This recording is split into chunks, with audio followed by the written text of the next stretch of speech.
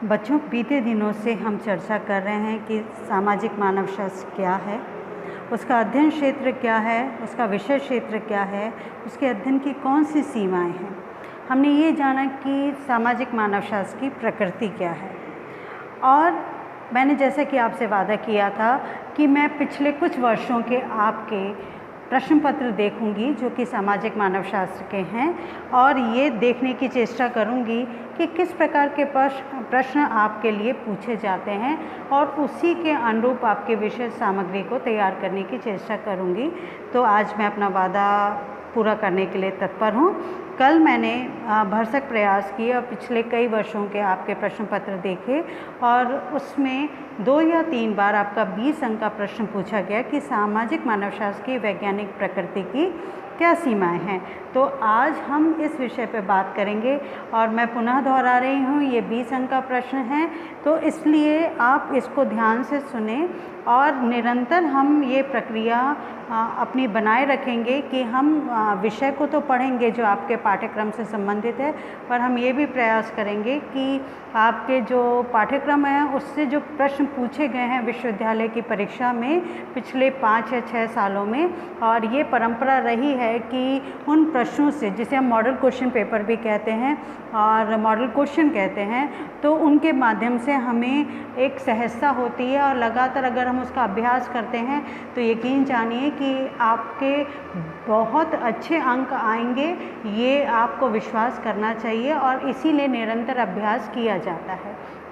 और जैसा कि मैं पूर्व कक्षाओं में भी आपको कहते आई हूँ, और मैंने जो आपको असाइनमेंट दिए हैं, कभी 2 अंक वाले दिए, कभी 4 अंक वाले दिए, 20 अंक वाले मैंने अभी आपको इसलिए देना आरंभ नहीं किया क्योंकि मैं चाहती हूँ एक बार आपका अभ्यास शुरू हो जाए, परंतु आज मैं स्वयं आपके 20 अंक का आप इसे असाइनमेंट माने, असाइनमेंट के सेंस में, किस संदर्भ में कि आप इसे समझने का प्रयास करें। लेकिन जैसा कि मैंने आपसे कहा कि विगत वर्षों के जब मैंने प्रश्न पत्रों को पलटा तो मैंने ये पाया कि आपसे इस प्रकार के प्रश्न पूछे गए हैं, जिसमें से एक महत्वपूर्ण प्रश्न जो है वो ये है कि सामाजिक मानवशास्त्र की वैज्ञानिक प्रकृति की कौन सी सीमा है।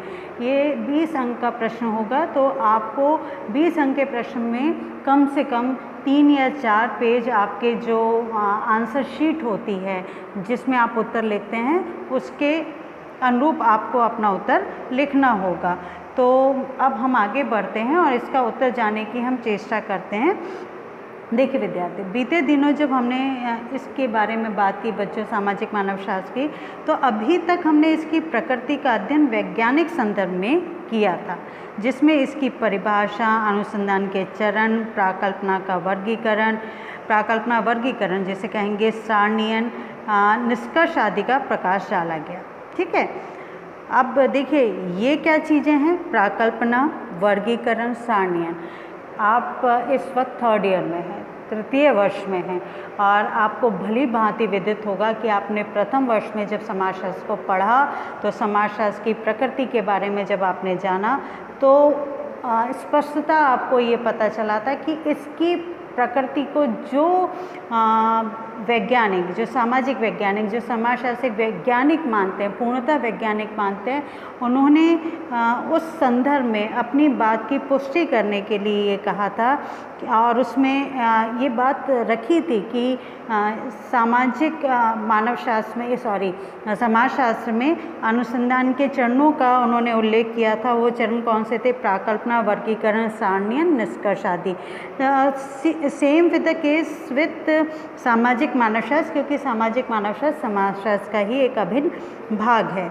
ठीक है, तो हम जब इसकी बात करते हैं तो हम ये देखते हैं कि अभी तक हमने जो इसकी परिभाषा की बात की, वैज्ञानिक प्रकृति के संदर्भ में जो बात की, वह अनुसंधान के चरण, प्राकल्पना, वर्गीकरण, सारणीयन, निष्कर्ष आदि पर प्रकाश डाला। परंतु सामाजिक मानवशास्त्र विज्ञान की विशेषताएं कारणता, अनुभाविकता, सार्वभौमिकता का, तुलनात्मकता का अध्ययन किया है, और ये निष्कर्ष निकाला गया है कि सामाजिक मानवशास्त्र की प्रकृति वैज्ञानिक है। ये बात तो मैं पिछली 2 कक्षाओं में आपको बहुत हमने गहन चर्चा की है, और इसकी अलग अलग धारणाओं जो अलग अलग सामाजिक वैज्ञानिकों ने रखी हैं, उनके बारे में हमने बात की।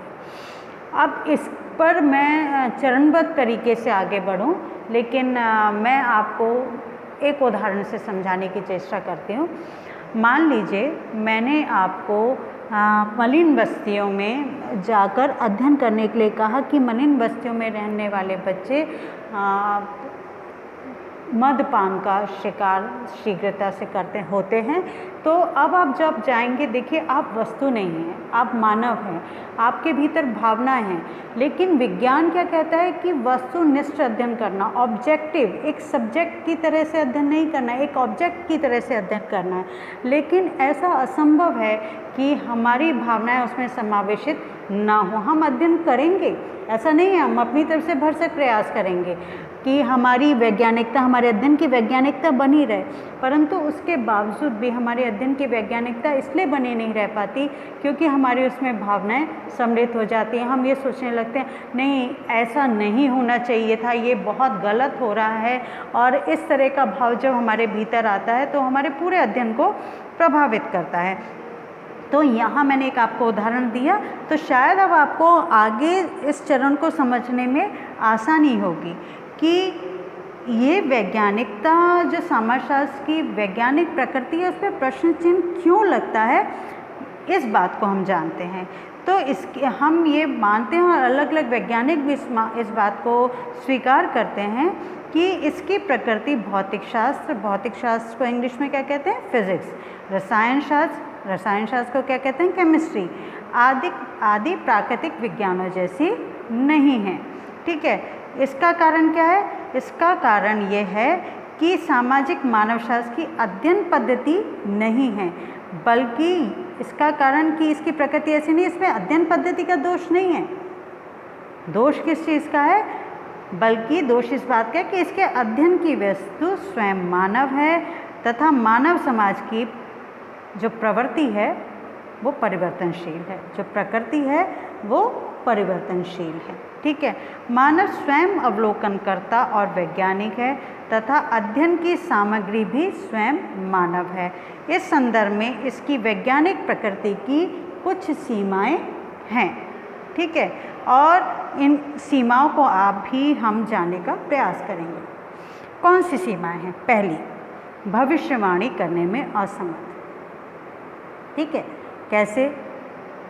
अब देखिए, मैं आपको एक उदाहरण देती हूँ। जो नेचुरल साइंसेज हैं, भौतिक शास्त्र है, रसायन शास्त्र है, ठीक है, ये किस प्रकार से भविष्यवाणी कर सकता है कि अमुक परिस्थितियों में जब हवा का दबाव इस प्रकार से होगा तो बरसात अधिक होने की संभावना होगी।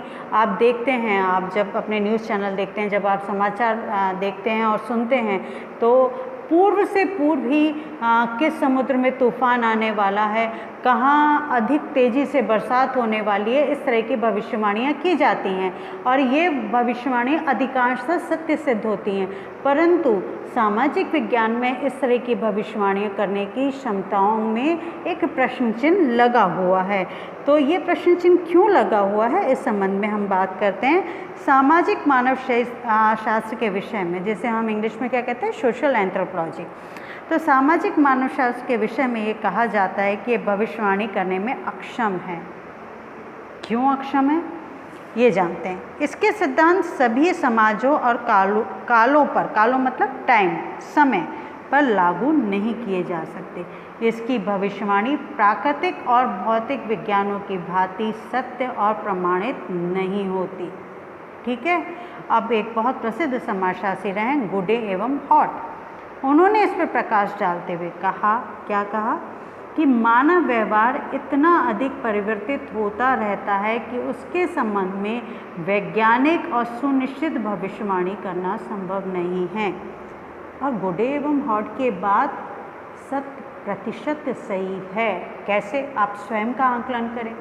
जब आपका मन अच्छा होगा तो किसी एक प्रश्न का उत्तर जब आप अभी दे रहे हैं, परंतु आने वाले समय में अगर आपका मन उसी विषय को लेकर खराब हो गया है, आपका मन मलिन हो गया है, तो वही प्रश्न जो आपसे 10 दिन पहले पूछा गया था, आपने जो उत्तर दिया था, आप विश्वास कीजिए आप बिल्कुल उसके विपरीत उत्तर देंगे। ठीक है, तो यही बात गुड एवं हॉट ने कही है कि व्यक्ति का मानव व्यवहार इतना अधिक परिवर्तित होता रहता है कि उसके संबंध में वैज्ञानिक और सुनिश्चित भविष्यवाणी करना संभव नहीं है। ठीक है, अब दूसरी बात करते हैं। भविष्यवाणी की सत्यता के कुछ आधार होते हैं। कौन कौन से आधार होते हैं? उसके अभाव में पहले हम जाने कि अगर ये सत्यता के आधार नहीं है तो उसके अभाव में विज्ञान को व उसकी अध्ययन पद्धति को दोष देना न्यायोचित नहीं है। बार बार इस बात को दोहराया जा रहा है, सामाजिक विज्ञानों की अध्ययन पद्धति में दोष नहीं है, दोष इस बात का है कि अध्ययन करने वाला भी व्यक्ति स्वयं मानव है और जिसका अध्ययन किया जा रहा है वो भी मानव है, और मानव का व्यवहार अनप्रिडिक्टेबल होता है और एक जैसा स्थायी नहीं होता, इसलिए उसकी भविष्यवाणी करना संभव नहीं है। इसलिए क्योंकि उसका व्यवहार स्थिर नहीं है तो उसकी भविष्यवाणी प्राकृतिक और भौतिक विज्ञानों की भांति नहीं हो सकती। कारण स्पष्ट हो गया। आपसे प्रश्न पूछा जा सकता है, अगर 2 अंक का प्रश्न हो कि सामाजिक मानवशास्त्र में भविष्यवाणी करना क्यों संभव नहीं है, तो आप उसका उत्तर क्या लिखेंगे? आप उत्तर लिखेंगे कि चूँकि मानव का व्यवहार इतना अधिक परिवर्तित होता है कि उसके संबंध में वैज्ञानिक और सुनिश्चितता सिद्ध करना बहुत कष्टकारी होता है, इसलिए इसका भविष्यवाणी करना संभव नहीं है। मानव व्यवहार स्वयं में बहुत अधिक परिवर्तनशील, ये बात तो आपको समझ में आ गई। क्योंकि वह स्थिर नहीं है इसलिए वो व्यवहार नहीं कहलाएगा। तो मैकाइवर एंड पेज ने क्या लिखा है कि समाज एक जटिल व्यवहार है, यह कोई वस्तु नहीं है। देखिए, वस्तु में परिवर्तन नहीं होता। आज आपने जिस वस्तु को जिस अवस्था में छोड़ा है, मान लीजिए आपके क्लासरूम में एक टेबल है, आप 2 साल बाद भी आएंगे आपको वो वस्तु उसी प्रकार से मिलेगी, अनटिल अनलेस उसको आपने खींच पकड़ के तोड़ दिया, उसकी सारे अस्थि पंजर अलग अलग कर दिए तो बात अलग है। परंतु इसमें विशेष तौर पे ऐसा कोई परिवर्तन नहीं होता। परंतु जिस मानव से आज आप मिले हैं, 2 वर्ष के पश्चात आप मिलेंगे तो आप देखेंगे कि उसमें बहुत परिवर्तन हुआ है, और अगर उसकी परिस्थितियाँ यकाएक एकदम से परिवर्तित हो गई हैं, सकारात्मक रूप में परिवर्तित हो गई हैं तो बहुत प्रसन्नचित आपको मिलेगा, नकारात्मक रूप में परिवर्तित हो गई हैं तो बहुत दुखी या अवसादग्रस्त मिलेगा। तो मनुष्य की वृत्ति स्थायित्व लिए हुए नहीं है। ठीक है, तो सामाजिक मानवशास्त्र की अध्ययन की सामग्री की अनिश्चितता के कारण उसकी भविष्यवाणी भी अनिश्चित है। ठीक है, अब हम आते हैं अलग दूसरी एक सीमा जिसके कारण मानवशास्त्र की प्रकृति की जो वैज्ञानिकता है उस पर प्रश्न चिन्ह लगा हुआ है। वो क्या है? वस्तुपरकता का अभाव। अब वस्तुपरकता का अभाव का क्या हुआ? ऑब्जेक्टिविटी का अभाव है, लैक ऑफ ऑब्जेक्टिविटी। ठीक है, तो अब ये क्या है? वैज्ञानिकों से मूलतः यह अपेक्षा की जाती है कि वह घटना का अध्ययन निष्पक्ष अथवा पक्षपात रहित होकर करें। ठीक है, उसमें उनकी भावनाओं का समावेश होना वैज्ञानिकता पर एक प्रश्न चिन्ह खड़ा कर देता है। घटना जैसे घटती है उसका अध्ययन, अवलोकन, वर्णन और विश्लेषण ज्यों का त्यों होना चाहिए, तो ही वो वस्तुनिष्ठ या पक्षपात रहित अध्ययन कहलाएगा। स्पष्ट है? देखिए, मुझे लगता है इस पूरे जो मैं अभी आपको पढ़ा रही हूँ और इस कक्षा के अंत तक पढ़ाऊँगी, इसे समझने में आपको, मुझे नहीं लगता कि आपको कठिनाई होनी चाहिए, क्योंकि आपने यही सब कुछ प्रथम वर्ष में भी पढ़ा है। ठीक है, तो घटना जैसे घटित होती है उसका अध्ययन, अवलोकन, वर्णन और विश्लेषण ज्यों का त्यों होता है, तो यह वस्तुनिष्ठ या पक्षपात रहित अध्ययन कहलाएगा। तो सामाजिक घटनाओं का अध्ययन निम्नलिखित कारणों से वस्तुनिष्ठ नहीं हो पाता। कौन कौन से कारण हैं वो? वैज्ञानिक के व्यक्तिगत गुण, उसके समाज के मूल्य, जो मैंने पहले चर्चा की थी, क्या होगा, क्योंकि व्यक्ति भावनाओं से भरा हुआ है तो वो वस्तुनिष्ठ चाहकर भी नहीं हो पाता। क्या होगा के स्थान पर क्या होना चाहिए पर ध्यान केंद्रित होता है। क्या अच्छा है क्या बुरा है के संदर्भ में तथ्यों की व्याख्या वो करता है। ये वो सारे कारण हैं जिसके कारण अध्ययन की वैज्ञानिकता नष्ट हो जाती है। किन कारणों से? क्या अच्छा है क्या बुरा है के संदर्भ में वो तथ्यों की व्याख्या करता है, जबकि होना क्या चाहिए? क्या होगा, परंतु वो करता क्या है, क्या होना चाहिए। तो मानवतावादी दृष्टिकोण का प्रभाव बढ़ जाता है तथा अध्ययन व्यक्तिपरक हो जाता है, और व्यक्तिपरक मतलब सब्जेक्टिव हो जाता है, और ऑब्जेक्टिविटी घट जाती है, वस्तुनिष्ठता घट जाती है। यहाँ पर हम फिर उल्लेखित करेंगे गुड एवं हॉट ने क्या कहा था। गुड एवं हॉट ने इसी व्यक्तिनिष्ठता अथवा पक्षपात के आने की संभावना के संदर्भ में लिखा था कि मानव के व्यवहार का अध्ययन केवल मानव अवलोकनकर्ता द्वारा ही किया जाता है, और ये सदैव अवलोकित तथ्यों को तोड़ मरोड़ देते हैं, अतः सत्य को प्राप्त करने की कोई वस्तुनिष्ठ पद्धति नहीं हो सकती। देखिए, अध्ययन पद्धति तो कहती है कि वस्तुनिष्ठता के साथ अध्ययन किया जाना चाहिए, परंतु जब मानवीय भावनाएं उसमें सम्मिलित हो जाती हैं तो ये वस्तुनिष्ठ अध्ययन करना संभव नहीं होता।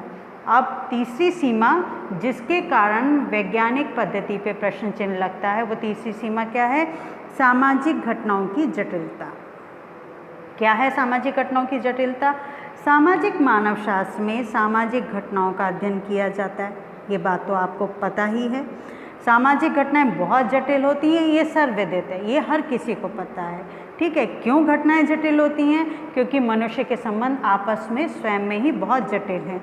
एक ही सामाजिक घटना में एक से अधिक कारक होते हैं जो एक दूसरे पर प्रभाव डालते हैं। कारक और उनके प्रभाव भी अनिश्चित होते हैं। मैक्स वेबर ने कहा है कि सामाजिक घटना का अध्ययन करते समय किसी एक कारक को कारण मानकर अन्य कारकों पर उसके प्रभाव को क्रमबद्ध एवं व्यवस्थित रूप से देख सकते हैं। यह सब अध्ययन की सुविधा के लिए किया जाता है। बात समझे आप कि एक ही सामाजिक घटना में एक से अधिक कारक होते हैं। जैसे निर्धनता, निर्धनता के पीछे क्या एक कारण है? नहीं। निर्धनता के पीछे कारण क्या है? जनसंख्या का अधिक होना और राष्ट्र के पास पूंजी का अभाव होना और व्यक्ति का स्वयं का होना कि वो अकर्म में है, वो आलसी है, वो कार्य को नहीं करना चाहता। ऐसे अनेक कारण हैं। वो एक दूसरे से कोरिलेटेड हो सकते हैं, वो अंतर संबंधित हो सकते हैं। तो यही बात कही गई है कि एक ही सामाजिक घटना में एक से अधिक कारक होते हैं जो एक दूसरे पर प्रभाव डालते हैं। कारक और उनके प्रभाव भी अनिश्चित हैं। मैक्स वेबर ने कहा है कि सामाजिक घटना का अध्ययन करते समय किसी एक कारक को कारण मानकर अन्य कारकों पर उसके प्रभाव को क्रमबद्ध एवं व्यवस्थित रूप में हम देख सकते हैं। यह सब अध्ययन की सुविधा के लिए किया जा सकता है। वास्तव में सामाजिक घटना में परिणाम अनेक कारकों के मिश्रित प्रभाव का फल होता है। बात समझ गए ना आप? मैंने जो भी आपको उदाहरण दिया कि निर्धनता का एक कारण नहीं है, बेरोजगारी का एक कारण नहीं है। हम बेरोजगारी की अगर समस्या को लेंगे तो बेरोजगारी का एक कारण नहीं है। बेरोजगारी के कारण में जनसंख्या का अधिक होना, शिक्षा का रोजगार मूलक ना होना, व्यक्ति का उस अनुपात में शिक्षित नहीं होना जितनी की अपेक्षा है, टेक्निकली साउंड नहीं होना, ये इस तरह के अनेक कारण हैं और ये सारे कारण मिलकर ही एक मिश्रित प्रभाव डालते हैं। आगे हम बढ़ें कि सामाजिक मानवशास्त्र के अध्ययन की सामग्री, मानव व्यवहार, सामाजिक व्यवस्था, सामाजिक अंतःक्रिया, मानव समूह आदि जटिल हैं। सामाजिक मानवशास्त्र की अध्ययन सामग्री कौन कौन है? मानव व्यवहार, ह्यूमन नेचर को स्टडी करना है, मानव व्यवहार को अध्ययन करना है, वो स्वयं में बहुत जटिल है। आप और मैं, हम आपस में ही इस बात को देख सकते हैं कि आज हमारा परिस्थितिवश जो व्यवहार है, अगर हमारी परिस्थितियां परिवर्तित होंगी तो व्यवहार भी परिवर्तित हो जाएगा। परिस्थितियों की बात छोड़िए, हम एक ही समय में एक ही स्थान पर एक व्यक्ति के साथ अलग व्यवहार करते हैं और दूसरे व्यक्ति के साथ अलग व्यवहार करते हैं, तो ये स्वयं में अपने आप में कितनी जटिल समस्या है। तो सामाजिक व्यवस्थाएं, सामाजिक अंतःक्रिया भी यूं ही बहुत जटिल है। तो इस जटिलता का अध्ययन करना अपने आप में एक बहुत बड़ी चुनौती है। तो इसमें निरंतर परिवर्तन होता रहता है, इस कारण ये निश्चित भी नहीं हो पाते। यहाँ फिर हम गुड एवं हॉट की बात को उल्लेखित करेंगे। वो कहते हैं मानव व्यवहार इतना जटिल एवं अनिश्चित होता है कि वैज्ञानिक पद्धतियों के आधार पर उसके व्यवहार का अध्ययन करना कठिन होता है। ठीक है, अब हम चौथा, जो हमारे सामने चौथी चुनौती है, जिससे हम पार नहीं पा पाते, और जिसके कारण सामाजिक मानवशास्त्र की प्रकृति को जो वैज्ञानिकता के ऊपर जो प्रश्न चिन्ह लगता है, उसका कारण क्या है? अध्ययन की वस्तु मानव का बुद्धिजीवी होना। बुद्धिजीवी का मतलब आप इंग्लिश में जानते हैं, इंटेलेक्चुअल होना। तो देखिए, व्यक्ति स्वयं में एक उलझी हुई प्रकृति तो रखता ही है, परंतु वो बुद्धिजीवी होने के कारण ये अनुमान लगा लेता है कि अमुक अमुक व्यक्ति मुझसे ये प्रश्न पूछेगा, और अगर मैंने ये उत्तर दिया तो इससे मेरा प्रभाव नकारात्मक पड़ेगा। तो अगर उसके साथ जो कुछ घटित हो रहा है उससे उसके प्रभाव पर जो उसका, जिसे इंग्लिश में हम इम्प्रेशन कहेंगे, उसकी प्रतिष्ठा पर प्रभाव पड़ रहा है, तो वो उत्तर को गलत भी दे सकता है। ये मैंने एक उदाहरण दिया। उसके अलावा ऐसे और कोई भी कारण हो सकता है जिसके कारण वो जानबूझकर उत्तर को घुमा फिरा दे, और हमारे पास जिस उद्देश्य से हम अध्ययन करने निकले हैं वो हम अध्ययन, हमारा वैज्ञानिकता के अभाव तो होगा ही होगा, हमारा पूरा अध्ययन एक भूल भुलैया में घूमकर रह जाएगा।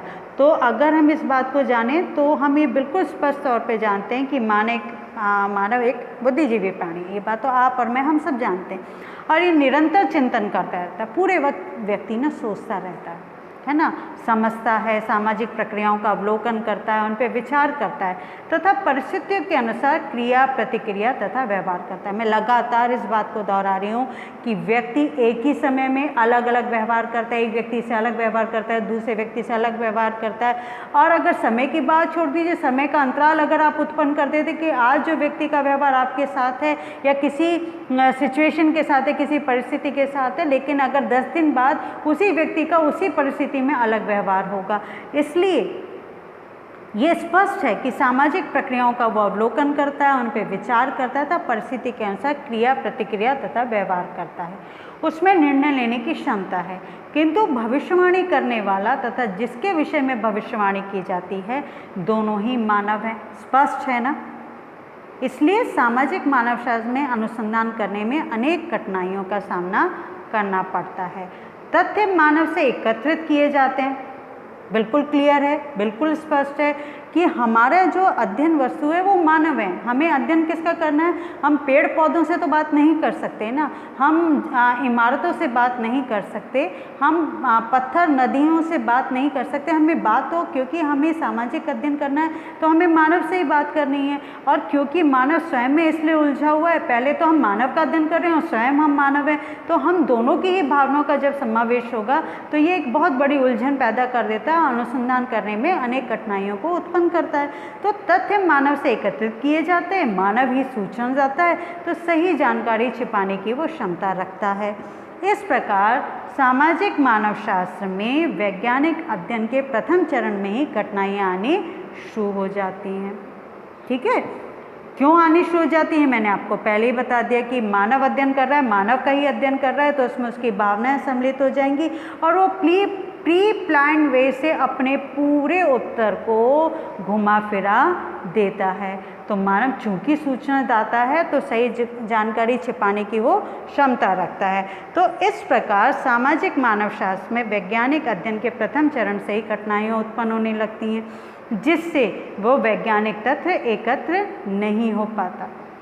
यदि कुछ समय के लिए मान भी लें, हम थोड़ी देर के लिए चले हम मान लेते हैं कि सामाजिक मानवशास्त्र का पूर्ण अध्ययन वैज्ञानिक है, मान लिया है ना, सत्य है, प्रमाणित है, विश्वसनीय है, किंतु जिस मानव के संबंध में अध्ययन किया जा रहा है, क्या आप उसके बारे में ये पूर्ण विश्वास से कह सकते हैं कि जो आपने प्रश्न पूछा है वो उसका ईमानदारी से उत्तर देगा? बिल्कुल भी नहीं कह सकते हम, क्योंकि वो क्षमता रखता है कि वो योजनाबद्ध तरीके से, जैसे कि मैंने पहले आपको बताया कि योजनाबद्ध तरीके से समस्त परिणामों को, भविष्यवाणी जो आपने अनुमानित की है उसको असत्य सिद्ध कर दे, झूठा साबित कर दे। तो अध्ययन की सामग्री की विशेषता मानव की तर्क बुद्धि तथा क्षमता इसे वैज्ञानिक बनाने में बहुत बड़ी बाधा है। अब यहाँ पर भी हम गुडे एवं हॉट ने क्या कहा ये जानते हैं। उन्होंने कहा वैज्ञानिक मानव के संबंध में भविष्यवाणी करता है और मानव में स्वयं में क्षमता है कि वह जानबूझकर उन भविष्यवाणियों को असत्य सिद्ध कर दे, झूठा साबित कर दे। ठीक है। तो सामाजिक मानवशास्त्र की वैज्ञानिक प्रकृति में सबसे बड़ी बाधा उसकी अध्ययन की सामग्री स्वयं मानव है। अब अगर आपसे 2 नंबर का प्रश्न पूछा जाए और ये पूछा जाए कि सामाजिक मानवशास्त्र की वैज्ञानिक प्रकृति में सबसे बड़ी बाधा क्या है, तो आप उत्तर लिखेंगे मानव स्वयं है, क्योंकि मानव बुद्धिजीवी होता है और उसमें अपनी तर्कशीलता से वो उत्तर को परिवर्तित कर देता है। तो सामाजिक मानवशास्त्र में अध्ययन का वस्तुनिष्ठ होना, सामाजिक घटनाओं का जटिल और अनिश्चित होना, घटनाओं का गतिशील होना, घटनाओं में सार्वभौमिकता का अभाव, घटना के माप की कठिनाई आदि, ये सारे कारण हैं जो सामाजिक मानवशास्त्र की अध्ययन की सामग्री को का मानव से संबंधित होने के कारण इसकी प्रकृति में वैज्ञानिकता में एक बाधा के तौर पर खड़े हो जाते हैं। बच्चों, हमने आज बहुत कुछ जाना और समझा। आशा करती हूँ कि आने वाले दिनों में आप इन सारा जो कुछ आपने पढ़ा है उत्तरोत्तर आपकी गति बढ़ती चली जाएगी। आप अपनी परीक्षा के अनुरूप देखिए, जैसा मैं हमेशा कक्षा में कहती हूँ कि क्या आप 2 दिन का खाना एक बार में खा सकते हैं, तो आप अपने विद्या अध्ययन के साथ ऐसा क्यों करते हैं कि ठीक परीक्षा से पहले आप जो वर्ष भर का पाठ्यक्रम है उसे आप 2 या 3 दिन में पूरा करने की चेष्टा करते हैं। वही हमारे कम अंकों का, हमारी असफलता का कारण बनता है। इसे थोड़ा थोड़ा पढ़िए। देखिए, बहुत संभव है मेरे लिए कि मैं आपको ये जो व्याख्यान है वो 1.5 घंटे 2 घंटे का भी दूं, परंतु ये मैं पूर्ण विश्वास से कह सकती हूँ कि उसके बाद आपको कुछ समझ में नहीं आएगा। तो मेरी कोशिश रहती है अल्प मात्रा में दिया ज्ञान अल्प समय में सहजता से आपको समझ में आएगा। यहाँ अल्प मात्रा का तात्पर्य क्या है? समय से, अल्प ज्ञान से नहीं है। ज्ञान तो विस्तार पूर्वक है, बहुत गहराई लिए हुए है, लेकिन कम समय में आप अधिक से अधिक ज्ञान प्राप्त कर सकें, इसके लिए आपको निरंतर प्रयास करने की आवश्यकता है। आप प्रयास करें। आपको कहीं दिक्कत हो आप अपने व्हाट्सएप ग्रुप में मुझसे पूछें। धन्यवाद।